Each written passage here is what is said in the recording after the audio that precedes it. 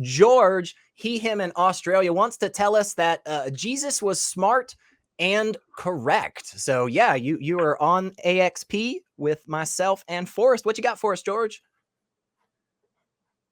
Smart and correct. God. That's what we got written here. Yeah, smart and right is technically what's here, but man. Yeah, that's what it says. Jesus was smart and right. Is that what you're here to talk to us about? Because we'll talk about it. No, it's part of it. Oh. It's part of it. Okay. I just okay. So I had my sister's turned. What religion she's turned? She's turned Jehovah's Witness.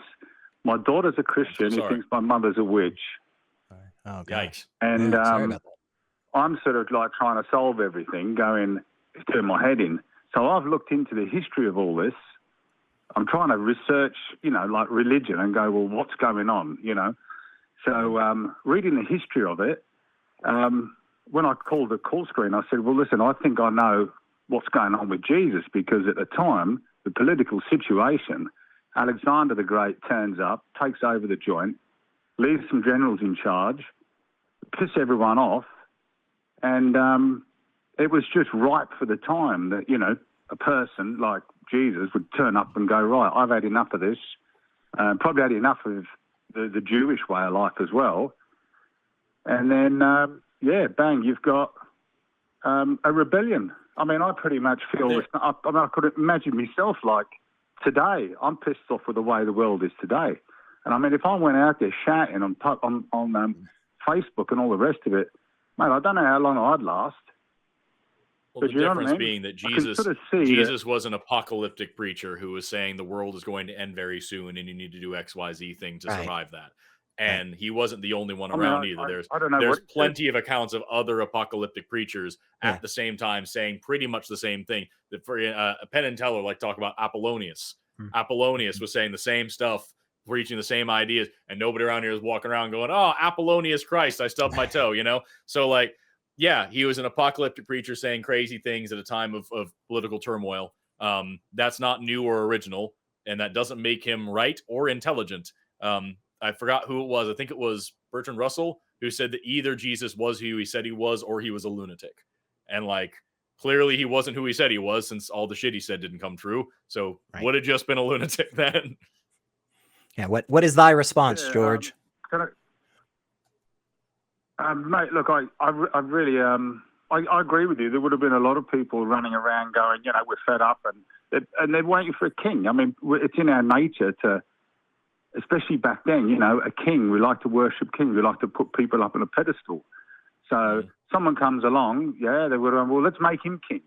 And then that person would have gone, all right, well, maybe I am the king, because you're brainwashed by religion. You don't have what we have today, where we can start looking into things.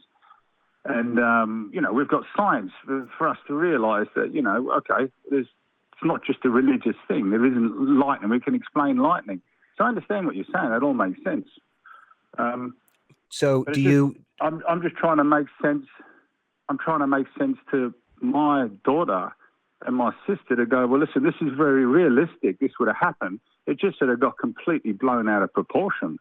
I see. Okay. Let me make sure we're on the same page, George. It kind of sounds like what you're saying is that, like, the story of Jesus, there are lots of elements to it that seemingly are just very much commonplace everyday things. We know that people are real. We know that people lived back then. We know that people walk around and talk about stuff that they're hearing or thinking or seeing and all that good stuff.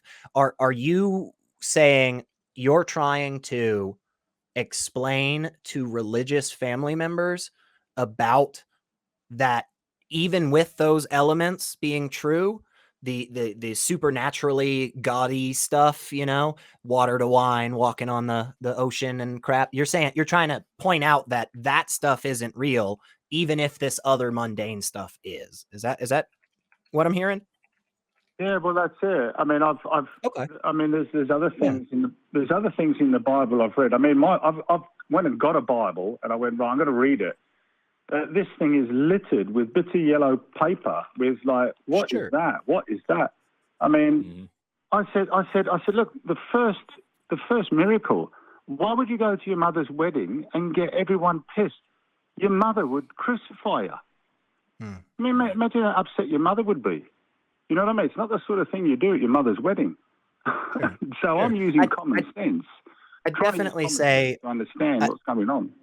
Yeah, and I definitely say there's, time and place for these types of conversations. And there really are a lot of great resources. I mean, obviously, there's 26 years of this show and many, many others.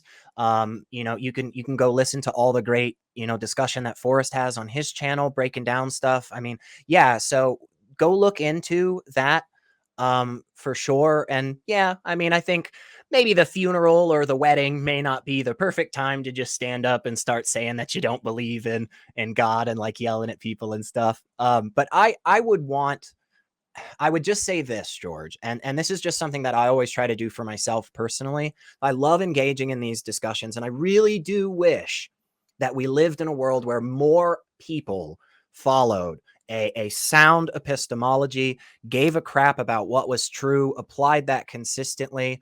But when I have these conversations with people, I feel like oftentimes more progress is made when I don't have the goal of changing them in this moment.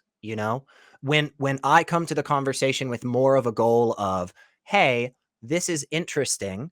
I'd like to hear what you have to say, and I'd like it to make sense to me. I want to understand where you're coming from when you say this thing is what I believe, right? And I find in doing that, in having a dialogue in that manner, you often get a bit more progress just because it's more genuine, right? Like it really is. Because if we're just having a conversation just to try to, get somebody to answer the way that we want, that's not really a great, a great way to have that, I think. Can I ask, just going off of that, I mean, sort of related. I mean, I had I hear these people that had experiences. I mean, I had a massive experience, right? I'd call it a religious experience because I ended up going, help me, Jesus, right? I mean, I was never religious, never had any, not even interested. I mean, I'm just a builder, play squash, go and have a good time. I'm not, right? And then I've had this experience in this hotel room, set me on this sort of path, and I was completely convinced. I've phoned back and said, I believe in God now. I've gone from that to now educating myself and going, well, hang on, I actually realise why that happened to me. I mean, I went and told my daughter about this experience. Because she's Christian, she's gone, oh, yes, Dad, and she's got all excited.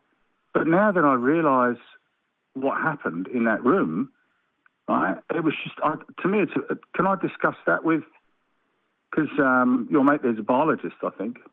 Yeah.